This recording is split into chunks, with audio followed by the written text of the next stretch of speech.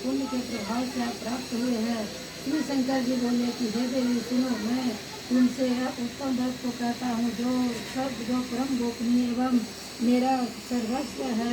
वह व्रत जिसे कि तारों में चंद्रमा, ग्रहों में सूर्य और वर्णों में ब्राह्मण और सभी देवताओं में विष्णु और नदियों में जैसे गंगा, पुराणों में महाभारत, वेदों में सामवेद और इंद्रियों में मन जैसे श्रेष्ठ हैं, समझते हैं, समझे जाते हैं, वैसे ही पुराण एवं वेदों का सर्वस्व इस व्रत को शास्त्रों ने कहा था।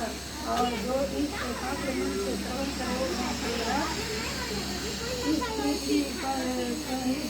इस व्रत के प्रभाव से ही तुमने मेरा आसन प्राप्त किया है। तुम मेरी परम प्रिया हो। इसी कारण यह सारा व्रत मैं तुम्हें सुनाता हूँ। भादो का महीना हो, शुक्ल पक्ष की तृतीया तिथि हो और हस्त में छत्र हो, उसी दिन इस व्रत के अनुष्ठान से मनुष्यों के सभी पाप भस्मीभूत हो जाते हैं। हे देवी सुनो, जिस महान व्रत को तुमने हिमालय पर्वत पर धारण किया था, वह इसका सब पूरा वृतांत मुझसे श्रवण करो। और श्री पार्वती जी बोली कि भगवान, यह सर्वोत्तम व्रत मैंने किस प्रकार किया था, यह सब हे महेश्वर मैं आपसे सुनना चाहती हूँ। शिव जी बोले कि हिमालय नामक एक उत्तम महान पर्वत है।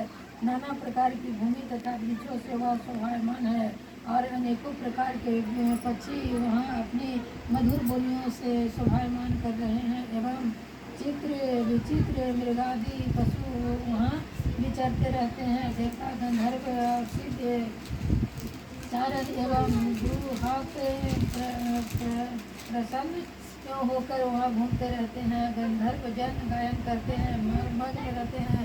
नाना प्रकार की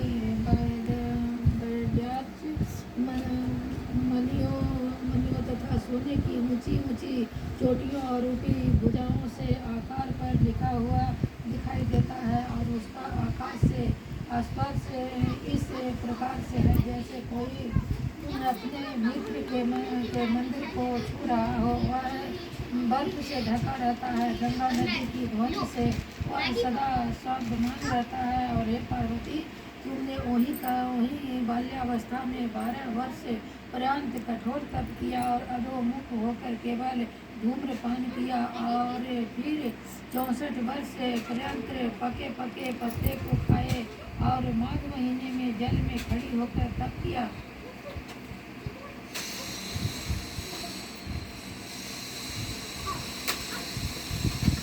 तप किया और बैसाख में अग्नि का सेवन किया और सावन में अन्य पान का त्याग कर दिया। एकदम बाहर मैदान में जाकर तप किया। तुम्हारे पिताजी तुम्हें इस प्रकार के कष्टों को देखकर घोर चिंता में व्याकुल हो गए और उन्होंने विचार किया कि यह कन्या किसको दिया जाए। उस समय ब्रह्मा जी के पुत्र परम धर्मात्मा श्रेष्ठ मुनि श्री नारद जी तुम्हें देखने के लिए वहाँ आ गए और उन्होंने अन्य आसन देकर हिमाचल ने कहा कि हे मुनि श्रेष्ठ, आपका आना शुभ हो। बड़े भाग से ही आप जैसे ऋषियों का आगमन होता है कहिए आपका शुभागमन किस कारण से हुआ है। श्री नारद जी बोले कि हे पर्वतराज सुनिए, मुझे स्वयं श्री विष्णु भगवान ने आपके पास भेजा है और आपकी यह कन्या रत्न है जिसकी किसी योग्य व्यक्ति को समर्पण करना ही उत्तम है। संसार में ब्रह्म, इंद्र, शंकर इत्यादि देवताओं के वासुदेव श्रेष्ठ माने जाते हैं, उन्हें ही ये कन्या को देना उत्तम है। मेरी तो यही सहमति है। और हिमालय बोले कि हे देवाधिदेव वासुदेव, यदि स्वयं ही जब कन्या के लिए प्रार्थना कर रहे हैं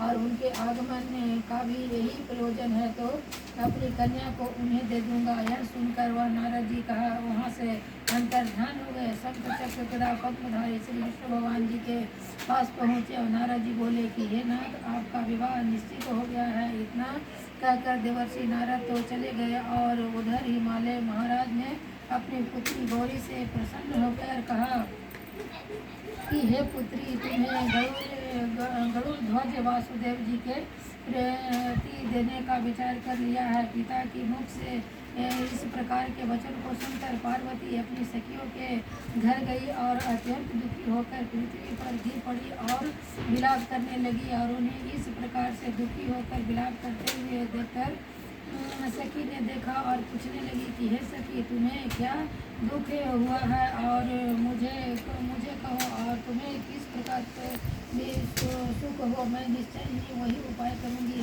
पार्वती जी बोली कि सखी, मुझे प्रसन्न करना चाहती हो तो मेरी अभिलाषा सुनो। और हे सखी, मैं कुछ और नहीं चाहती हूँ। मेरे पिता कुछ और करना चाहते हैं। मैं तो अपना पति श्री महादेव जी को वर कर चुकी हूँ। मेरे पिता उनके विपरीत करना चाहते हैं और इसीलिए हे प्यारी सखी, मैं अब अपनी देह त्याग कर दूँगी। और तब पार्वती के मुँह के से वचन को सुनकर सखी ने कहा कि पार्वती, तुम घबराओ नहीं, हम दोनों यहाँ से निकलकर ऐसे वन में पहुँच जाएंगे जहाँ कि तुम्हारे पिता जान ही नहीं सकेंगे।